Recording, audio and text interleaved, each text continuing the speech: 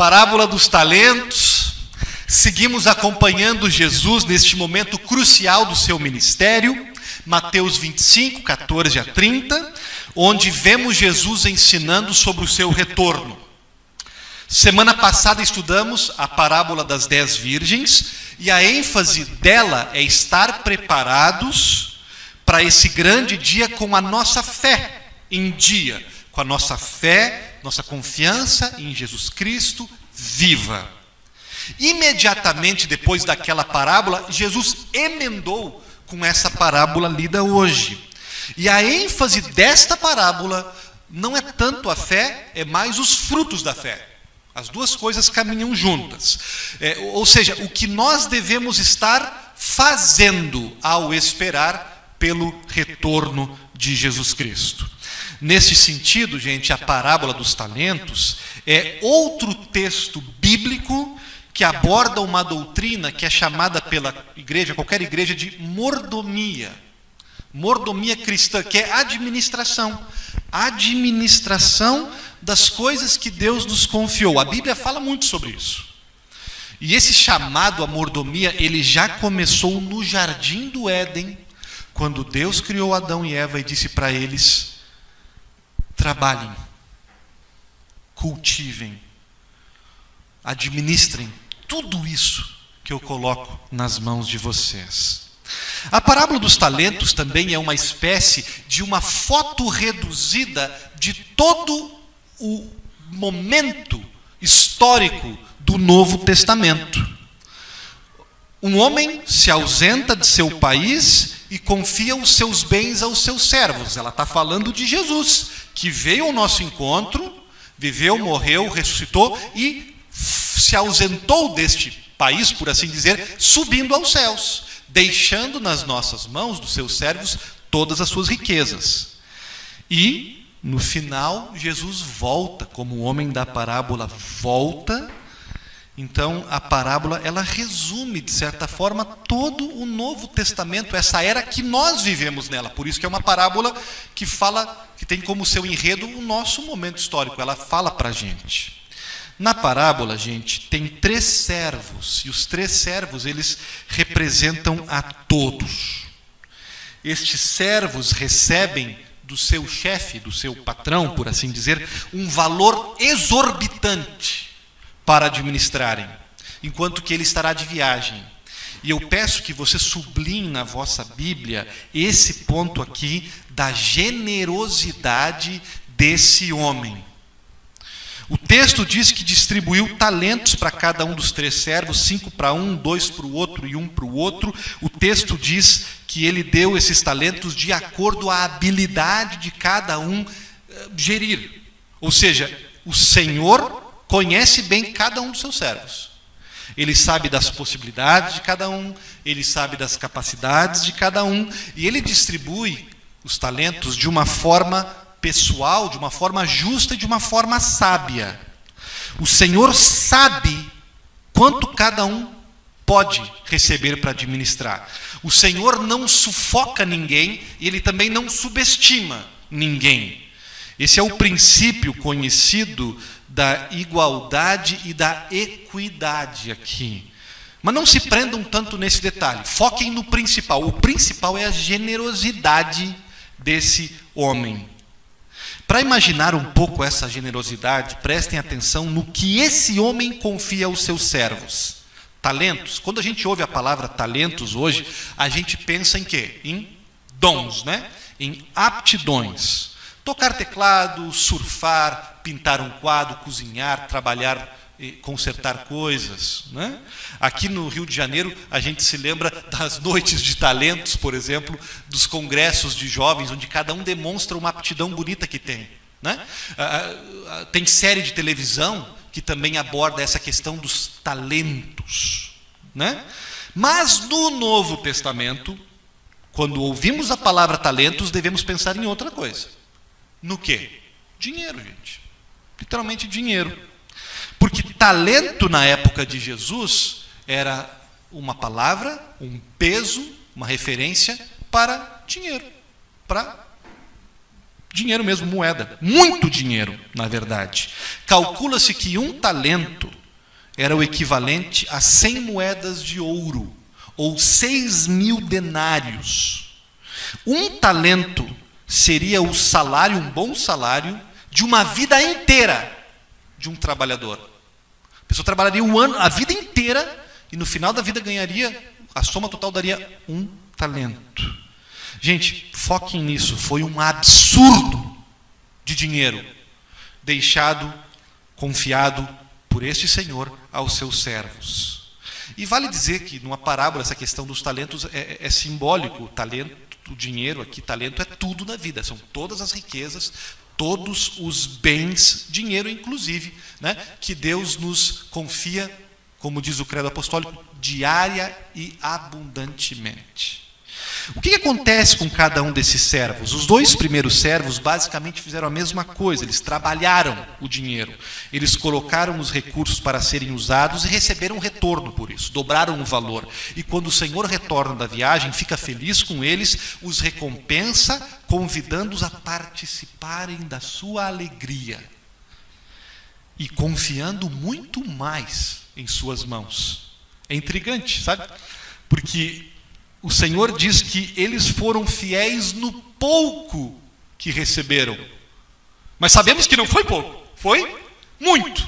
Mas esse Senhor, ele tem tanto, e tem tanto ainda por dar, que perto do que ele tem, esse mundaréu de dinheiro é pouco.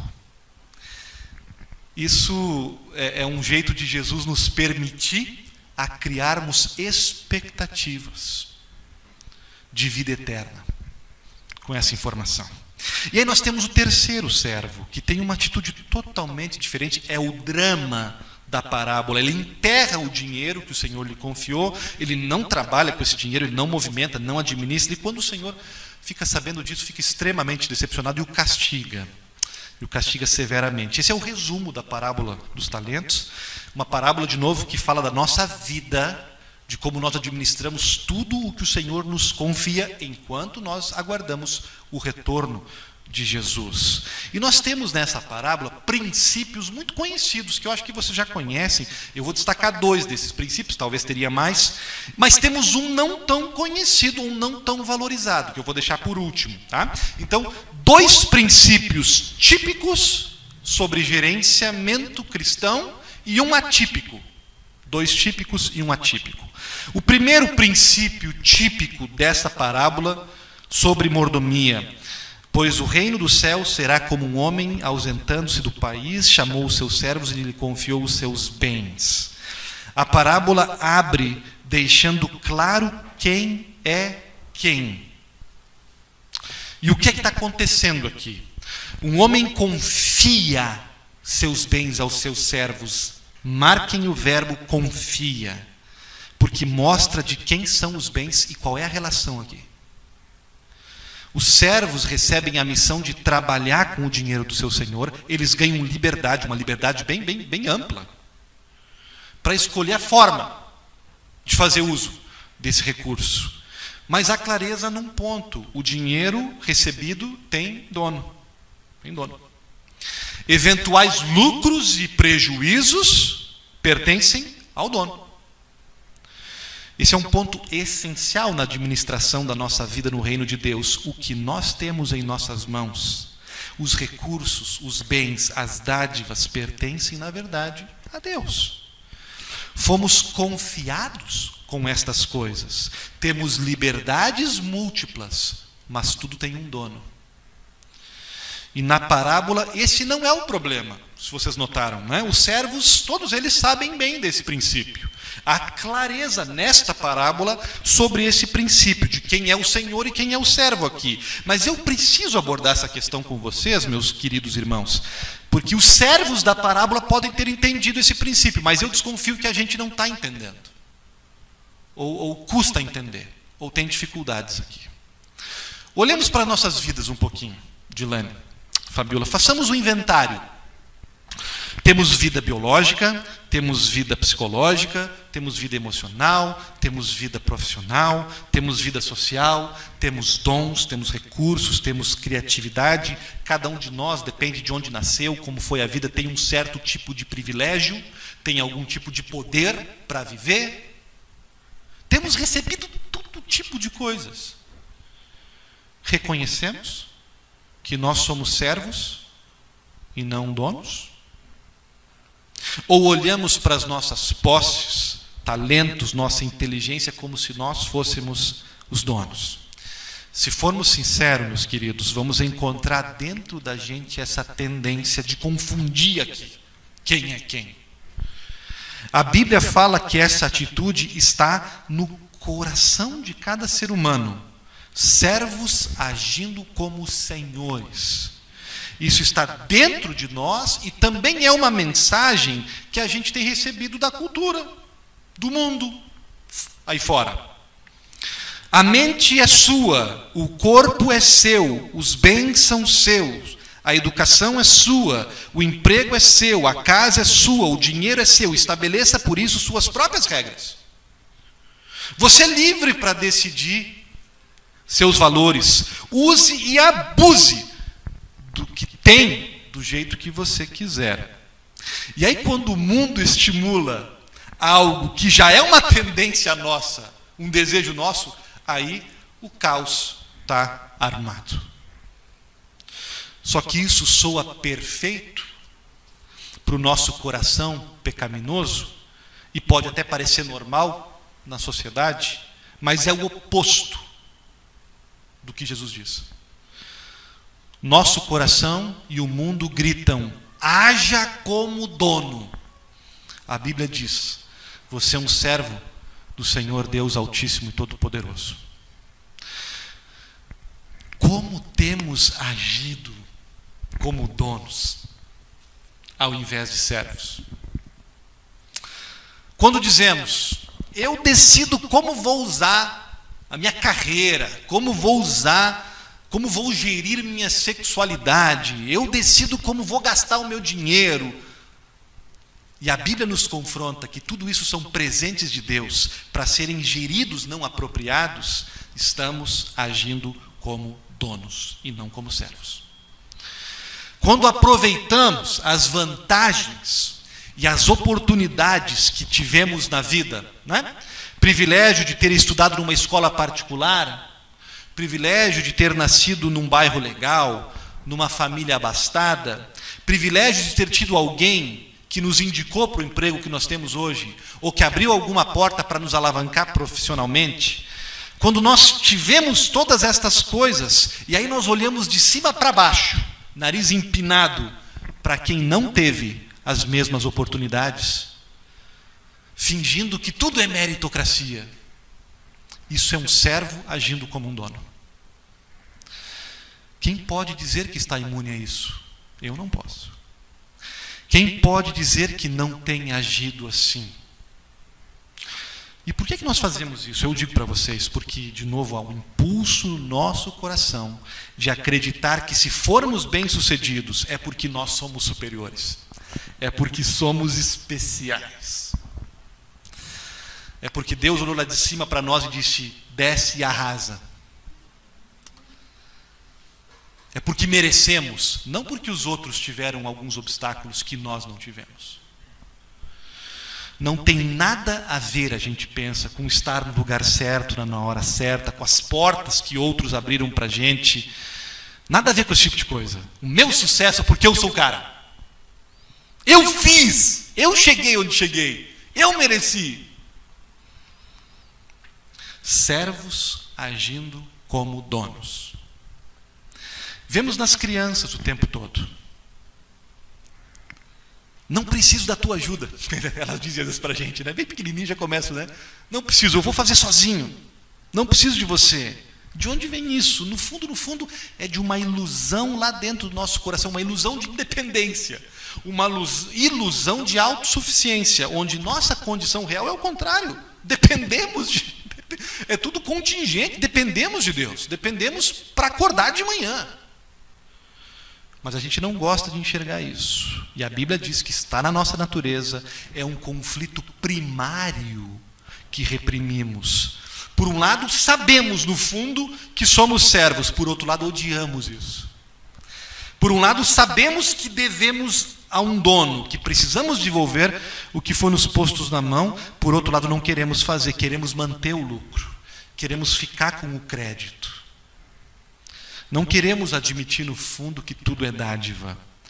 Há um profundo conflito que enfrentamos. Preferimos a ilusão e odiamos quem quer que tente nos fazer enxergar que tudo é graça. O apóstolo Paulo ironiza essa loucura dos coríntios e da gente, fazendo uma pergunta retórica. Que tens tu que não tens recebido? E se recebeste, por que te gloria? Esta é uma verdade bem clara na Bíblia, meus irmãos. Deus é o dono, nós somos os servos, mas eu sei que muitos têm dificuldades de fazer essa compreensão. E às vezes precisam de um reforço ao argumento. Sem problemas. Podemos conversar sobre isso de um outro ponto de vista. Nietzsche talvez nos ajude aqui, tá? Nietzsche acreditava que Deus não existe. E ele foi muito corajoso e inteligente de calcular a implicação disso. Porque ele vai dizer, se não há Deus, então quando a gente morre, a gente apodrece. Aceita que dói menos. Um dia o sol vai sumir do céu e as civilizações vão morrer para sempre. E não vai fazer nenhuma diferença. Nada. Ninguém vai saber o que aconteceu.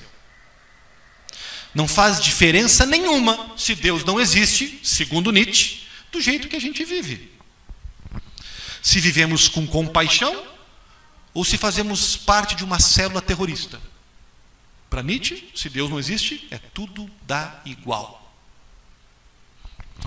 Nenhuma diferença entre sermos um ser humano ou sermos uma pedra no fundo da Baía da Guanabara. Nada importa sem Deus, que equivale a dizer, se você é o dono, a vida não tem significado. É isso que o Nietzsche propõe no final das contas. O Nietzsche vai dizer que você é o Ubermensch, que é o Superman. O ser humano é o super-homem. Porque não existe Deus, você pertence a você. Só que aqui tem uma pegadinha. Não te engane, isso tem um preço. Se você for o dono e pode fazer o que você bem entende, no fundo você é dono de uma vida sem sentido e sem propósito.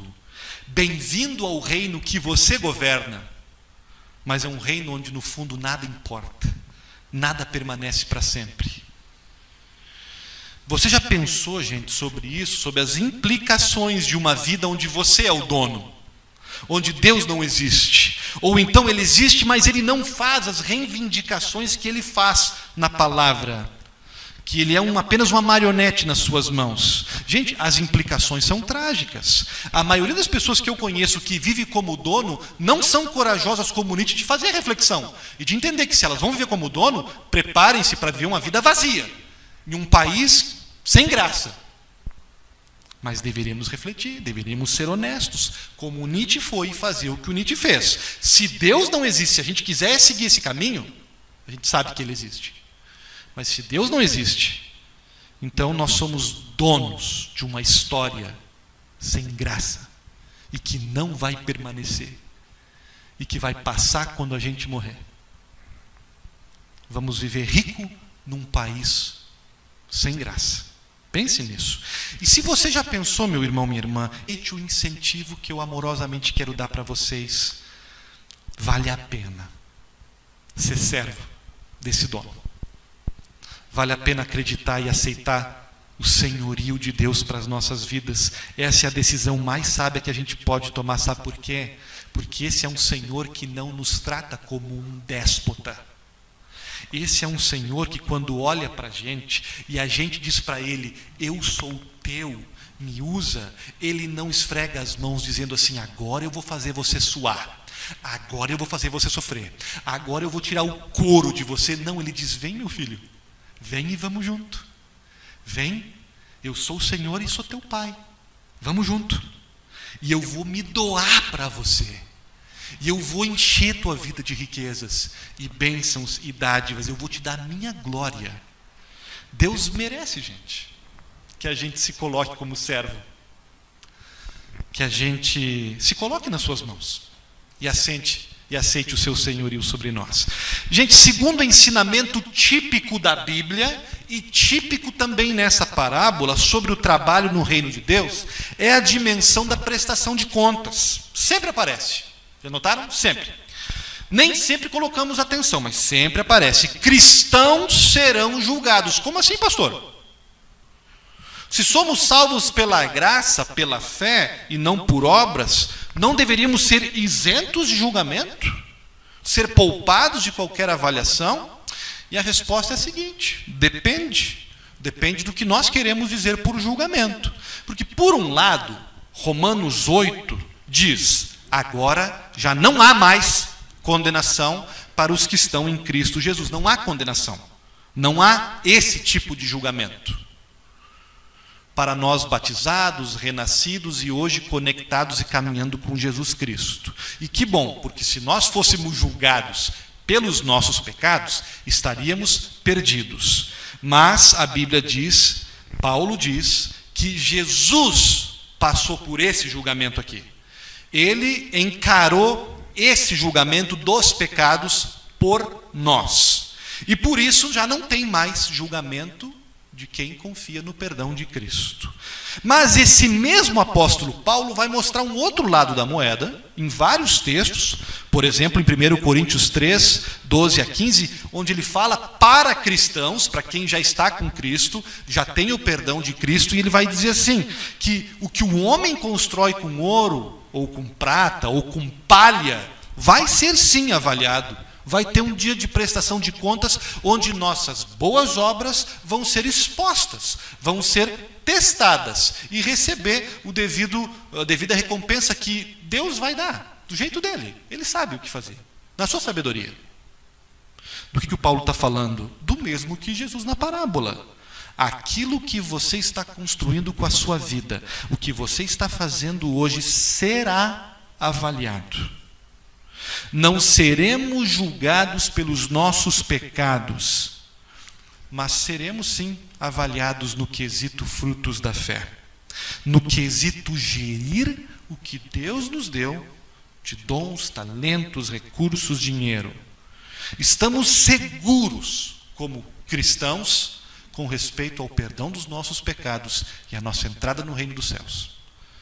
E estamos hoje praticando e vivendo, e vamos ser avaliados se gerimos bem ou mal aquilo que Deus nos colocou na nossa mão, e receberemos algum tipo de recompensa adequadamente.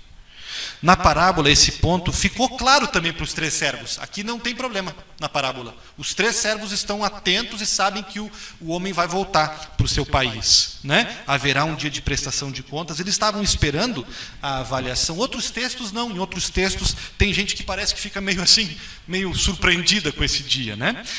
Mas nessa história os 3 estão conscientes.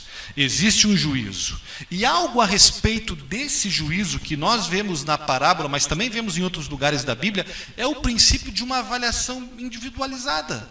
De uma avaliação, digamos assim, onde cada um vai ser cobrado e recompensado de acordo ao que lhe foi confiado. A quem muito é dado, muito é cobrado. Quem recebeu mais dons, quem recebeu mais conhecimento, quem recebeu mais oportunidades, quem recebeu mais recursos, quem recebeu mais ajuda, desfrute, mas saiba, a cobrança e a expectativa é maior. Para os pastores, por exemplo, o Tiago vai dizer, é a pior de todas as cobranças. Inclusive em Tiago 3 vai dizer, não tenham ciúme dos pastores e dos professores, porque o peso nas costas dele são muito maior.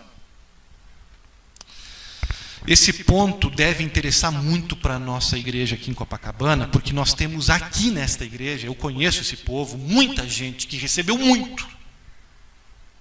Muito. Quantos aqui possuem uma casa bacana? Quantos aqui têm um emprego bacana? Quantos aqui têm um salário legal? Quantos aqui têm uma família legal? Quantos aqui tiveram pai e mãe e avô e avó que os mimaram e os amaram por anos e anos e anos?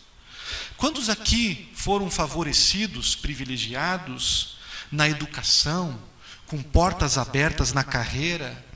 Deus nos chamará a responder de uma forma mais exigente do que pessoas que não tiveram o que nós temos. Isso é bíblico, gente, e é senso comum também. Pergunta para qualquer pai ou para qualquer mãe. Mas, pastor, então como é que eu posso responder adequadamente a esse rigor especial que Deus terá na minha vida? Porque eu me considero alguém muito abençoado, muito, né? Se essa é a tua pergunta, eu respondo. É muito simples, tem duas coisas especialmente. A primeira delas é: seja generoso com essa abundante. Cantamos, né, Jonathan? Chove amoroso do céu torrencialmente. Está chovendo, choveu torrencialmente na tua vida? Eu sei que choveu. Partilhe dessa chuva de bênçãos, sabe? Né? Partilhe disso, seja generoso, compartilhe com outros. 2, igualmente importante, lembrem que a nossa fé cristã é muito enfática em dizer que quanto mais abençoado a gente é, mais humilde nós devemos nos tornar.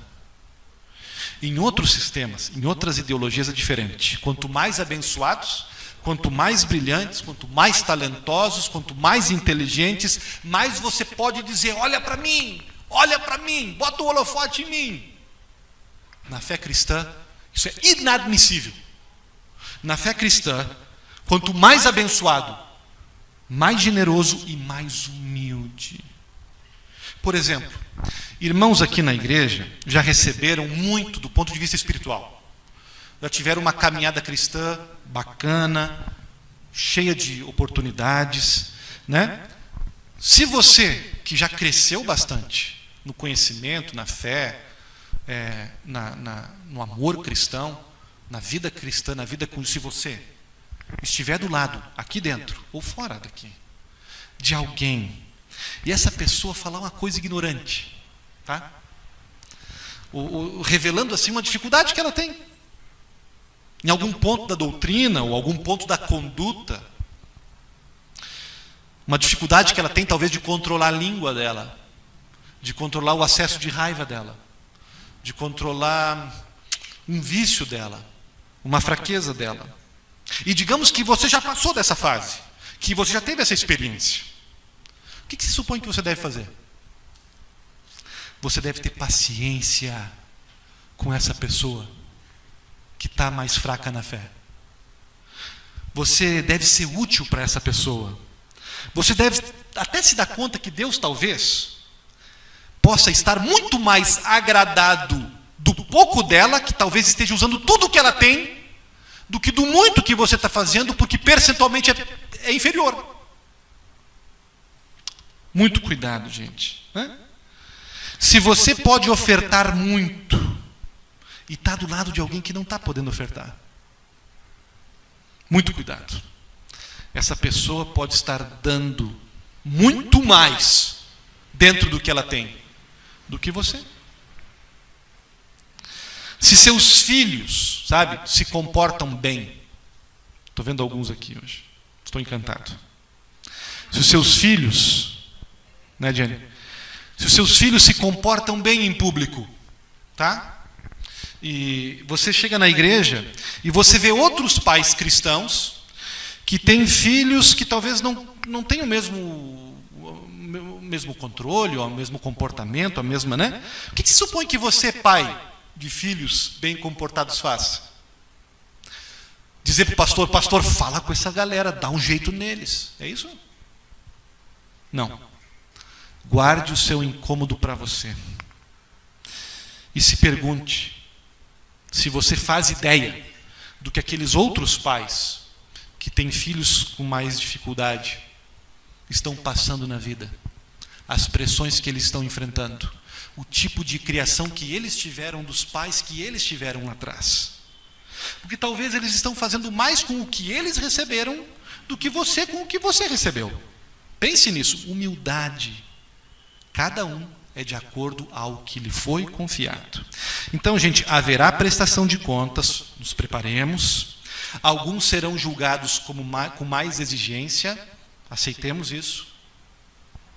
Façamos frente a isso. Também serão recompensados com maior generosidade, mas deixe isso nas mãos de Deus. Da sua parte, partilhe hoje o que você tem e seja humilde em não se gloriar das suas bênçãos. Quanto mais abençoado, mais humilde. E aí nós vamos para o final, que é o atípico, o diferencial dessa parábola e a chave para praticar esse diferencial. Tá? Tem a ver com o terceiro servo, claro. O terceiro servo não faz nada com o dinheiro que lhe foi confiado. O Senhor retorna, ele devolve a mesma quantia, e o Senhor fica extremamente decepcionado. Vemos na história que o que o Senhor preferia é que ele tivesse, o servo, feito algo com o dinheiro, tentado algo, arriscado algo, movimentado. Nesta parábola, o diferencial é uma permissão, ou talvez um incentivo que Deus dá para que os seus servos tentem. Tente algo. Se arrisca a fazer algo. Bota para trabalhar, mas não enterra.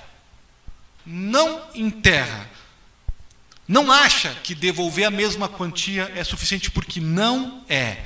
No reino de Deus, Jesus está dizendo nessa parábola, se valoriza mais quem tenta do que quem esconde, quem age do que quem se omite.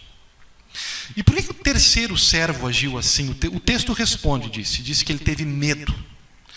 E antes nós lembramos de Gênesis, podemos lembrar de novo, porque são as mesmas palavras. O terceiro servo fez a mesma coisa que Adão e Eva fizeram quando eles foram chamados a prestar contas a Deus. Se esconderam. Tiveram medo e se esconderam. Só que o terceiro servo não se escondeu a si mesmo, como fez Adão e Eva, mas escondeu o dinheiro. É a narrativa de Gênesis da queda aqui nas entrelinhas. E por que é que ele teve medo? O texto também responde.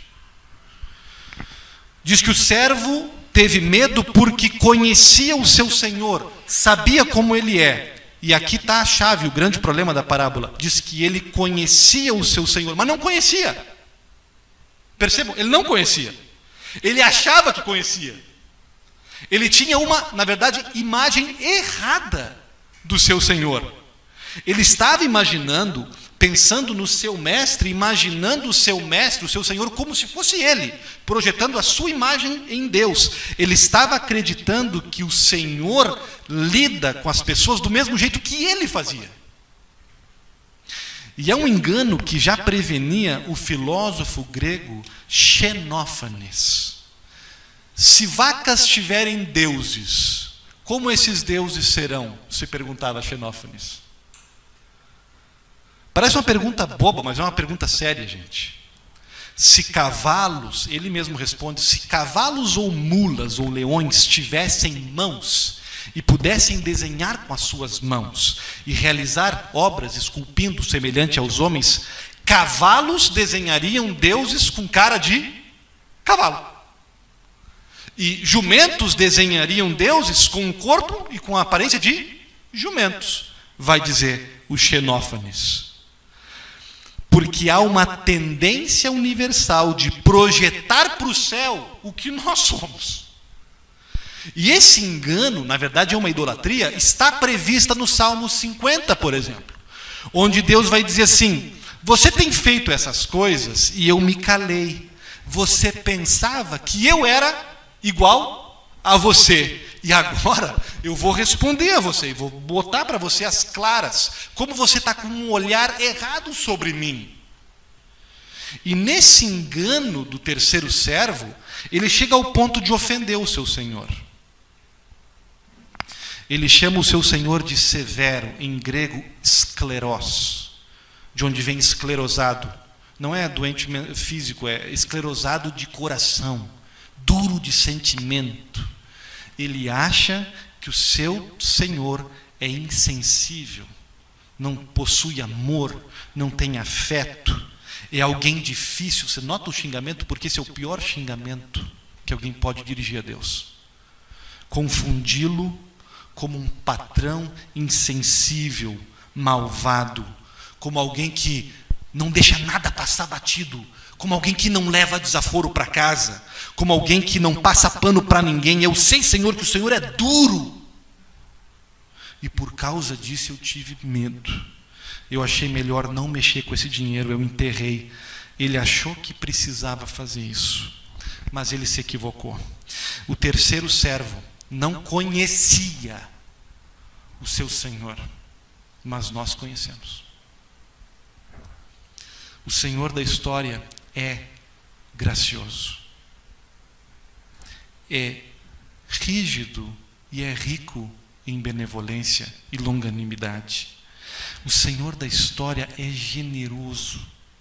O Senhor da história dá riquezas a quem não merece. O Senhor da história confia nos seus servos de um jeito incomum. 2 deles aproveitaram porque conheciam de fato o Senhor, e porque conheciam, adoraram ao Deus verdadeiro e viveram uma vida de administração dos recursos para um Deus verdadeiro, e as suas vidas refletiam isso.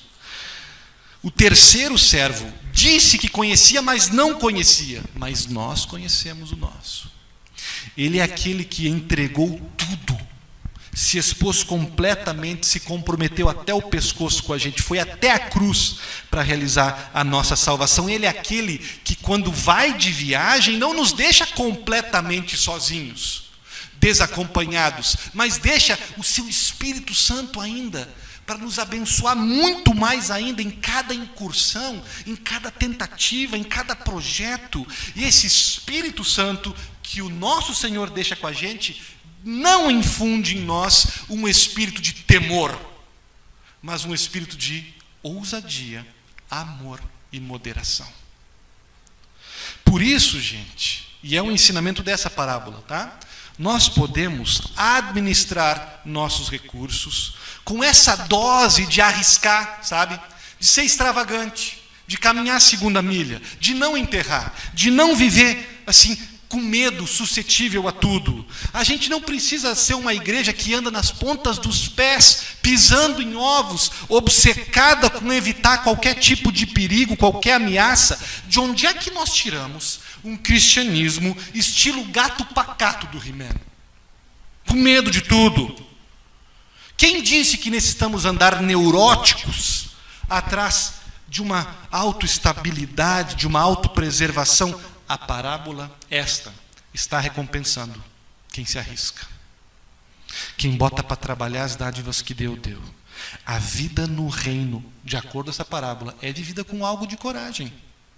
Coragem para se sujar, coragem para se envolver, coragem para ser contracultural, coragem para fazer a oferta, coragem para ouvir a crítica, coragem para confrontar o pecado, coragem para pedir perdão, coragem para assumir um compromisso, coragem para tomar uma decisão, coragem para abrir um templo, coragem para ficar em casa, coragem para sair para a rua, coragem para reinventar um programa, coragem para tirar uma ideia do papel.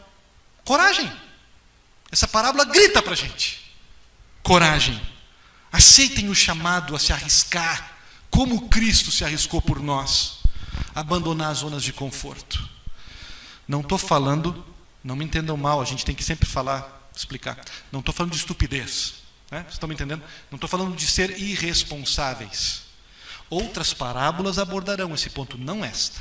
Esta está dizendo que medo não é o nosso modus operandi. Não precisa ser.